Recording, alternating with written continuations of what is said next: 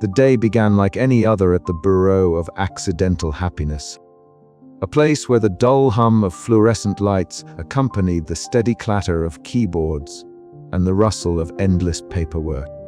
But beneath the surface of routine, an undercurrent of disorder was swelling, subtle yet unmistakable. The files, once neatly categorized and carefully dispatched, now bore the marks of confusion and misdirection. Millie Harper sat at her desk, her fingers trembling over the keyboard as she stared at the screen filled with error codes and mismatched assignments. The weight of her earlier mistake, the misfiling that sent happiness coursing into the life of Janitor Joe instead of the intended executive. Vivian Marks pressed heavily on her mind. Each beep and blink of the terminal seemed to echo her growing dread. Around her, the office atmosphere was thick with tension. Employees exchanged whispered rumors about the strange anomalies appearing in their reports. The once infamous precision of the Bureau was unraveling, thread by thread. Millie's colleagues, usually stoic pillars of bureaucratic order, now wore expressions of confusion and concern. The automated filing systems, designed to enforce the cold logic of fate, sputtered and groaned under the strain of unexpected variables. Paperwork piled up in disarray, and the usual steady rhythm of the office fractured into fits and starts. Elliot Crane, Millie's supervisor and a man who had seen the monotony and absurdity of the Bureau for decades, sat slouched in his chair with a pipe clenched between his teeth. His rumpled suit and perpetually furrowed brow were trademarks of a man both worn down and sharpened by years of navigating bureaucratic chaos. He muttered sarcastic quips under his breath, comments that half lifted the mood yet underscored the gravity of the situation. "Glorious mess," he called it, shaking his head with a dry chuckle. But beneath his cynicism, a flicker of something else, concern, perhaps even empathy, began to emerge as he observed the unintended kindness blossoming among the chaos. Millie's internal struggle was palpable. She found herself caught in a relentless loop of self-doubt, her mind racing to untangle the consequences of her error. Frequently, she would pull out a folder, double-check its contents, then nervously hum a vintage tune she'd picked up from her childhood, a small ritual to steady her nerves. Yet the deeper she delved into the mess, the more tangled the threads became. Every correction seemed to spawn new anomalies, and the system's resistance to change grew more pronounced. The cold, mechanical nature of the Bureau's protocols clashed violently with the unpredictable human elements now infiltrating its operations.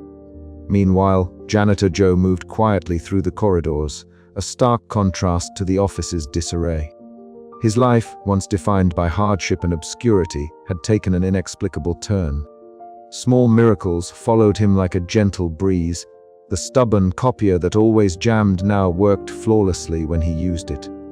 A lost lottery ticket found its way into his pocket, and a spilled coffee incident somehow led to an unexpected friendship with a tenant. Joe's humble optimism and good-natured demeanor began to ripple through the office, softening hardened attitudes and inspiring a quiet reevaluation of what happiness truly meant. Lena Park, the IT specialist, was a constant presence amid the turmoil. Her expertise with the filing systems made her an invaluable ally, yet even she found herself battling the increasing unpredictability of the Bureau's automated mechanisms. With furrowed brows and swift typing fingers, she worked tirelessly alongside Millie and Elliot, navigating the labyrinthine codes and protocols, searching for the root of the disruptions. Her pragmatic approach balanced Millie's anxiety and Elliot's cynicism, forging a tentative alliance dedicated to restoring some semblance of order. As the day wore on, the mounting pressure threatened to overwhelm everyone.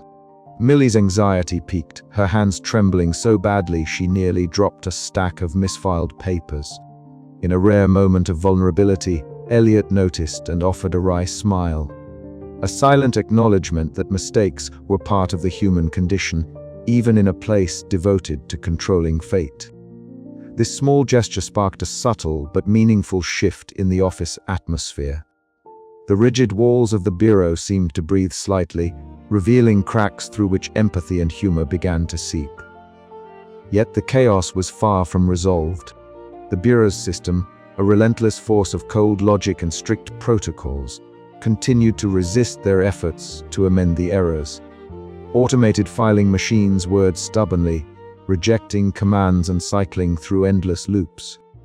Paperwork overflowed, and employees found themselves caught in a bureaucratic ballot of corrections and counter-corrections. The absurdity of the situation was not lost on anyone, and laughter dry, ironic, sometimes nervous punctuated the tension. Through it all, Millie clung to a fragile hope.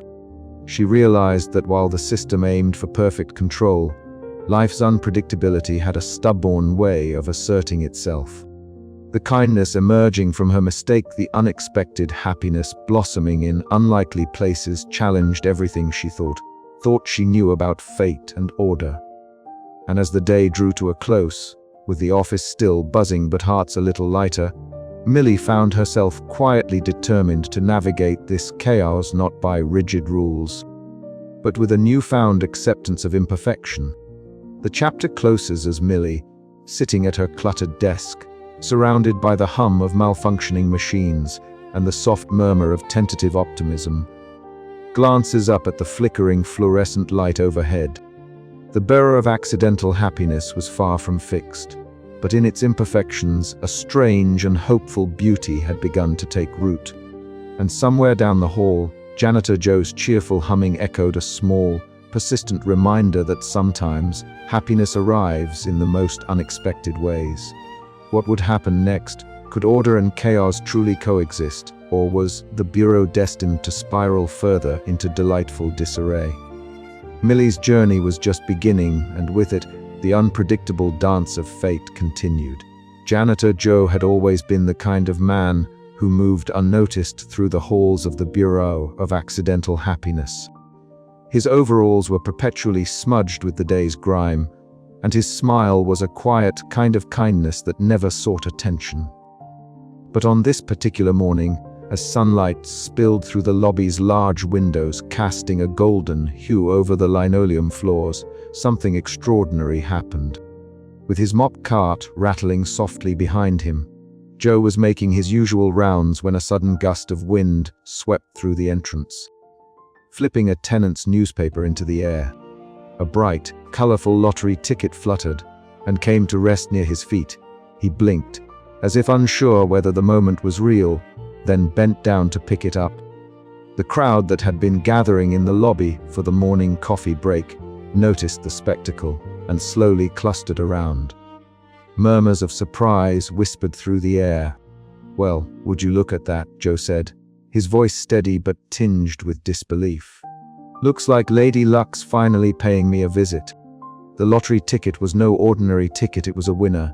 Small miracles, it seemed, had taken a shining to Joe. The news spread quickly through the bureau, carried on the dry humor and whispered conversations of the employees. Millie Harper, standing behind the frosted glass of the office window, watched the scene unfold with a nervous smile tugging at her lips. Her fingers tapped lightly against the glass as she took in Joe's humble demeanor. He didn't gloat or flaunt his fortune. Instead, he quietly began sharing his winnings with a group of children who had come to visit the building for a community art project. Their laughter bounced off the walls, warm and infectious, breaking the usual monotony of the bureaucratic environment. Elliot Crane, ever the cynic, leaned against a filing cabinet nearby, a pipe loosely held between his fingers. He exhaled a plume of smoke, muttering dryly under his breath, "I suppose the universe likes to play jokes on us all." Yet even as his words dripped with sarcasm, those who knew him noticed a subtle shift, a faint smile that softened the sharp edges of his usual demeanor. Meanwhile, Lena Park sat in the dim glow of the room, fingers flying over the keyboard as she scanned the happiness assignment data. Frustration had marked her efforts earlier in the day, but now her expression melted into quiet wonder. Patterns emerged from the cow's misfilings, errors, but also moments of unexpected joy. It was as if the system itself was cracking open to reveal the unpredictable nature of fate. The ripple effect of Joe's good fortune began to seep into the office culture. Conversations softened, laughter came easier, and the cold, grey interiors seemed less oppressive. For the first time in a long while, the rigid lines of the bureau blurred just enough to let a little light in. Millie felt a swelling of hope inside her chest. Perhaps mistakes weren't always disastrous. Perhaps kindness could arise from the most unlikely places, even from a misfiled file, and the humble janitor who became its accidental beneficiary. As the day wore on, the staff found themselves sharing stories of small joys and unexpected blessings. Elliot's cynical quips became peppered with moments of genuine warmth, and even the usually stoic Harold Finch cracked a rare smile during a coffee break. In the lunchroom, Joe sat quietly, a modest meal before him, surrounded by colleagues who had once barely acknowledged his presence.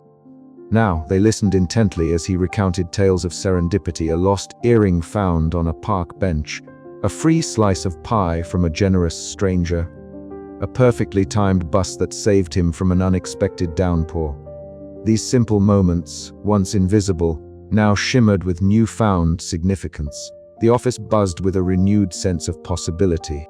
Millie, watching it all unfold, realized that happiness was not a commodity to be assigned or controlled. It was messy and unpredictable, often arriving uninvited and unscripted. And in this realization, she found a growing confidence, a reassurance that imperfections and errors did not always lead to ruin. As evening descended and the last of the tenants filtered out of the building, Joe wheeled his mop cart down the now quiet corridors. The fluorescent lights hummed softly overhead, but the atmosphere was lighter somehow. The Bureau of Accidental Happiness had, for a moment at least, embraced the beautiful accident that had brought kindness and joy to an unexpected place. Well, Joe said with a chuckle, maybe luck isn't so accidental after all. Maybe it's just waiting for the right person to find it. And with that, the janitor who had always been overlooked became the quiet hero of the day, a reminder that sometimes the greatest happiness comes not from control or precision, but from the human heart's capacity to find joy in the most unlikely corners. The chapter closed with Millie standing by the office window, the evening light casting a soft glow on her pastel cardigan. She whispered to herself, maybe it's okay to be a little imperfect. Maybe that's where the real happiness lies. Outside, the city thrummed with its usual chaos, but inside the bureau, a gentle kind of peace settled. The dance between order and chaos had begun anew, and for the first time, it felt less like a battle and more like a waltz. The unexpected kindness born from error had planted its seed, and who knew how far it might grow. And somewhere in the back of the office, Elliot's pipe smoldered, a slow smile playing at the corners of his mouth as he muttered, "Well, we might just survive this after all." But as the night deepened, the question lingered quietly in the air, ready to unfold in the chapters to come. Can happiness truly be measured or assigned, or does it flourish most in unexpected places? Millie Harper sat motionless at her desk, eyes fixed on the flickering cursor that mocked her indecision. The office around her buzzed with the usual hum of printers, distant phone rings, and the low murmur of coworkers typing, but to Millie, it felt like a tempest swirling just beyond the fragile barrier of her cubicle walls. The fluorescent lights overhead cast a cold glare, illuminating the scattered papers and misfiled folders that now seemed like an insurmountable mountain. Her fingers trembled as she reached for a file, then withdrew, hands shaking uncontrollably. The misfiled happiness, a simple clerical error, had blossomed into chaos. Janitor Joe's inexplicable good fortune contrasted sharply with Vivian Mark's spiraling misfortunes. Millie's heart pounded with the weight of responsibility. She was the unwitting architect of this bureaucratic upheaval. Millie. Elliot Crane's gravelly voice cut through the haze. He stood nearby, leaning against a filing cabinet, pipe clenched between his teeth, eyes narrowed but not unkind. "You look like you've seen a ghost." She swallowed hard, attempting a weak smile. I'm just overwhelmed. I don't know where to start fixing this mess. Elliot's dry chuckle was more empathetic than she expected. Welcome to the bureau. Despite his usual cynicism, there was a hint of warmth in his tone. Look, he said, flicking ash into a small brass tray, nobody expects perfection here, least of all you. But you've got to stop sinking into the quicksand of your own anxiety. Millie bit her lip, nodding slowly. It's just, every time I try to trace the files, the system fights back. It's like the whole bureau is conspiring to keep me paralyzed. It kind of is, Elliot admitted with a sardonic grin. But paralysis won't help anyone, especially not Joe out there, enjoying a streak of luck no one saw coming. The mention of janitor Joe stirred a flicker of hope. Millie had seen him around the office, always quiet and unassuming, yet lately the air seemed lighter around him. He smiled more, greeted staff by name, and even the grumpiest clerks softened in his presence. Later that evening, Millie found herself in her small apartment, the weight of the day pressing down as she sank into the worn couch. The room was modest but cozy, a tangle of mismatched furniture and well-loved books lining the shelves. Sammy, her roommate, bustled about the tiny kitchen, humming a jaunty tune. Tea, Sammy offered, sliding a steaming mug across the coffee table. Millie accepted it gratefully, the warmth seeping into her chilled fingers. I don't know if I'm cut out for this place. The bureau, the mistakes, the chaos. It's all too much. Sammy perched on the armrest, eyes bright with gentle concern. You think you're the only one who's ever messed up. The whole system's built on mistakes. The trick is figuring out how to turn them into something good. Millie looked up, meeting Sammy's steady gaze. But what if I break everything beyond repair? Sammy shrugged, a mischievous grin teasing the corners of her mouth. Then we build it again. Or maybe we don't need to fix everything. Maybe some things are better left a little messy. That night, Millie lay awake, Sammy's words echoing in her mind. The anxiety hadn't vanished, but a new thought took root, the possibility that imperfection might harbor its own kind of kindness. Back at the bureau the next morning, Millie approached her desk with tentative resolve. Elliot noticed immediately. Look at you, marching in like you own the place. I'm not there yet, Millie replied, but I think I'm ready to try something different. Elliot raised an eyebrow, amused. Different is a dangerous word around here. Together, they pored over the files, Elliot's sarcasm lightening the mood as Millie's confidence grew.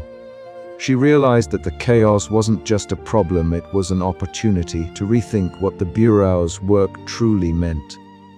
In a bustling moment near the coffee machine, Millie caught sight of janitor Joe, his worn overalls dusted with the soft glow of morning sun streaming through the window.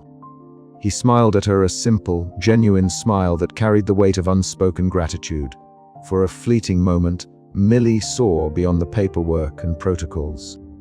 She saw the human face of her mistakes. The revelation was both humbling and invigorating. The bureau's rigid system might resist change, but kindness, even through error, was a force no protocol could suppress. As the day wore on, Millie pushed past the haze of anxiety. The files still demanded attention, the system still groaned under its own weight. But she felt a new rhythm, one that embraced uncertainty and welcomed the unpredictable dance of fate. The chapter closes on Millie preparing to take the next step, a quiet but resolute smile playing on her lips as she faces the tangled bureaucracy with fresh eyes. The storm of anxiety had not passed, but she was no longer its prisoner. Instead, she was learning to navigate the chaos with a blend of hope, humor, and hard-won courage.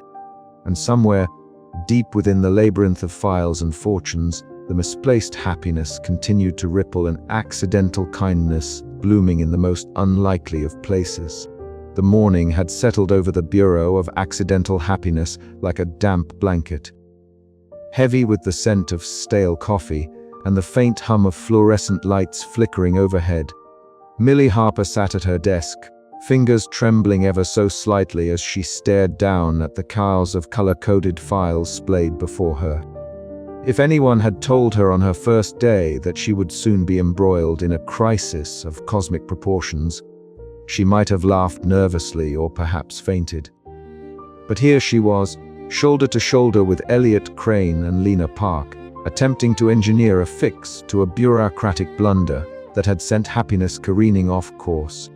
"All right," Elliot said, his voice gravelly as ever, pipe clenched between his teeth but unlit. "Let's start with the obvious. We can't just yank the happiness file out and shove it back where it belongs. The system will throw a fit, and those pneumatic tubes will spout smoke." Millie nodded, swallowing the lump in her throat. "So, what do we do?"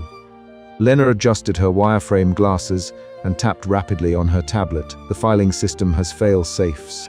Any abrupt changes trigger a cascade of alerts and rollback protocols.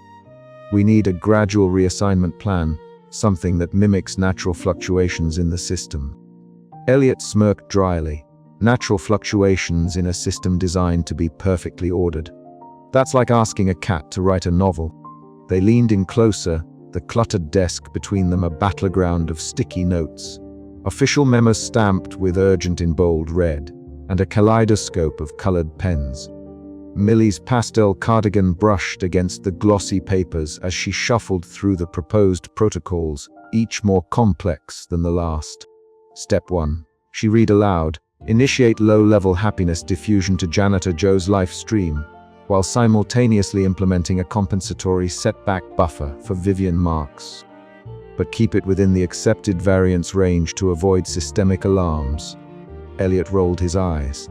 "You know, I never thought I'd say this, but this is worse than the annual budget review." Lena chuckled. "At least with budgets, people understand the pain. Fate, not so much." Outside their little room, the office buzzed with the usual sounds: the tapping of keyboards, the occasional ring of a desk phone, the clatter of pneumatic tubes delivering messages with a metallic thud. A faint flicker of the overhead lights lent a staccato rhythm to the space, as if the very building itself was holding its breath.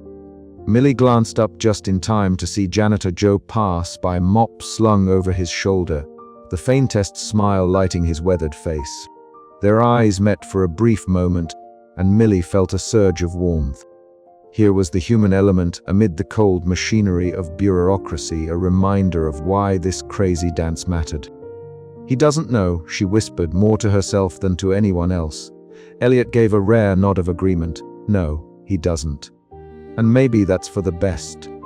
The room fell into a thoughtful silence. The plan they were crafting wasn't just about files and systems, it was about the fragile threads of happiness and misfortune that wove through lives, threads that could unravel with the slightest tug. "We'll need to time this carefully," Lena said, scrolling through lines of code that blinked like cryptic runes on her screen. "Any misstep and the system's automated protocols will reverse everything, or worse, misallocate even more." Millie drew a deep breath, the weight of responsibility settling on her shoulders. "Then let's make sure we get it right." Elliot smirked again, lighting his pipe with a flick of his lighter, the smoke curling upwards like a silent exclamation. Right is a relative term in this place. But yes, let's try. As they finalized the steps, each more absurdly intricate than the last, their conversation wove between technical jargon and dry humor, a coping mechanism against the rising tension. They rehearsed the protocols aloud, their voices blending into a surreal litany of bureaucratic rites. Step 2, verify happiness quota balance via the subroutine fortune flux. Step 3, initiate kindness through error buffer phase. Step 4, deploy contingency protocols if alert level surpasses threshold. Outside, the office's mechanical heart continued to thrum, oblivious to the human drama unfolding within its walls. The fate of happiness itself hung in balance, a delicate equation of chance and calculation. As the plan took shape, Millie felt a flicker of something new: confidence, tempered by humility. The mistake that had sent ripples through lives was no longer just a source of anxiety. It was a call to action, a chance to prove that even in a world ruled by paperwork and protocol, kindness could emerge from chaos. The final moments before implementation were thick with anticipation. Files were double-checked, systems monitored, and the team exchanged glances that spoke volumes without words. "Here goes nothing," Millie murmured, clicking the final command. Suddenly, the office seemed to hold its breath as the wheels of fate began to turn once more. This time guided by hands determined to mend what had been broken, not with cold precision alone, but with a touch of human warmth and hopeful error. And somewhere in the quiet hallways, janitor Joe hummed a tune, blissfully unaware of the cosmic comedy playing out just beyond his mop bucket. The hum of the fluorescent lights was nearly drowned out by the mechanical whirring and clanking of the automated filing machines, their blinking red and green lights casting eerie shadows across the cold, grey walls of the Bureau of Accidental Happiness. Millie Harper stood rooted in front of one such behemoth, a towering structure of metal and circuitry that was supposed to be the backbone of the Bureau's precise control over fate. Instead, it had become their greatest adversary. You'd think a machine designed to handle the delicate balance of human happiness and tragedy would be a bit more flexible, Elliot Crane muttered dryly, his rumpled suit creaking as he shifted his weight from one scuffed shoe to the other. The pipe clenched between his teeth emitted a thin wisp of smoke that curled upward, disappearing into the stale office air. Millie swallowed hard, her fingers trembling slightly as she hovered over the control panel. Her pastel cardigan felt suddenly too tight, a comforting shield now transformed into a weight of responsibility. "I thought we could just input the corrected file numbers manually," she said, voice barely above a whisper. "But the system keeps rejecting the overrides." Lena Park, crouched beside a tangled mess of cables and blinking consoles, glanced up from her workstation. "It's not just rejecting them," she said, her fingers flying over the keyboard with practiced urgency. "It's locking down parts of the network each time we try. It's like it senses the inconsistency and is shutting us out to maintain order." The irony wasn't lost on Millie. Here they were, trying to undo a mistake born of human error, only to be thwarted by an impersonal system designed to eliminate error entirely. The Bureau had been established decades ago with the noble, if misguided, mission to rationalize luck and tragedy to turn fate into paperwork, assign it with bureaucratic precision, and remove the messy unpredictability of life. But this very mission had bred a machine so rigid, so unyielding, that it now resisted any attempt at correction. "Maybe it's a sign," Elliot said, exhaling smoke thoughtfully. "Maybe fate doesn't want to be controlled after all." Before Millie could respond, the office door swung open brusquely. Harold Finch entered, his starched shirt impeccable even amidst the chaos. His stern gaze swept the room, immediately silencing the murmurs and tension that had been building among the staff.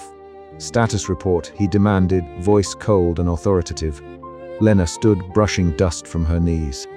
"The automated systems have locked down key sections of the filing network. Manual overrides are ineffective. We're facing systemic resistance to correction protocols." Finch's lips pressed into a thin line. "This is unacceptable. The Bureau depends on the infallibility of its processes. Any deviation invites chaos." "But isn't this chaos exactly what we were trying to fix?" Millie blurted, surprising even herself. "The system's rigidity is preventing us from repairing the mistake. It's like it's punishing us for being human." Finch's eyes narrowed. "Human error is not a variable we accommodate. We enforce order." The oppressive weight of bureaucracy pressed down on the room. Millie's anxiety spiked, but beneath it, a quiet defiance began to stir. The system might be cold and unyielding, but it was built by fallible humans. And if there was one thing she had learned in these past weeks, it was that error and kindness could coexist in the most unexpected ways. "There has to be another way," she said, turning to Elliot and Lena. "We can't just give up because the machine says no." Elliot gave a wry smile, the first hint of warmth in days. "All right, kid," he said, tapping the ash from his pipe. "Let's see if we can outwit the system without breaking it." Together, they plunged back into the labyrinth of protocols, codes and paperwork, each keystroke echoing a small rebellion against the mechanical fate that sought to bind them. The office, once a bastion of cold order, now felt like a theater of absurdity and hope, where the battle for happiness was fought not just in files and forms, but in the very human heart of imperfection. Outside the window, the city moved obliviously unlucky, and everything in between. Inside, the bureau's machines hummed on, their blinking lights a reminder that fate, no matter how tightly controlled, was never quite so predictable. And as the clock ticked down, Millie felt a flicker of something new, the possibility that maybe, just maybe, the system could learn to bend. The chapter closed not with resolution, but with a question hanging in the stale air, one that would echo through the coming days. How do you fix a mistake when the very system designed to prevent mistakes fights back with a cold, mechanical heart? The answer, Millie suspected, lay not in control, but in embracing the chaos itself.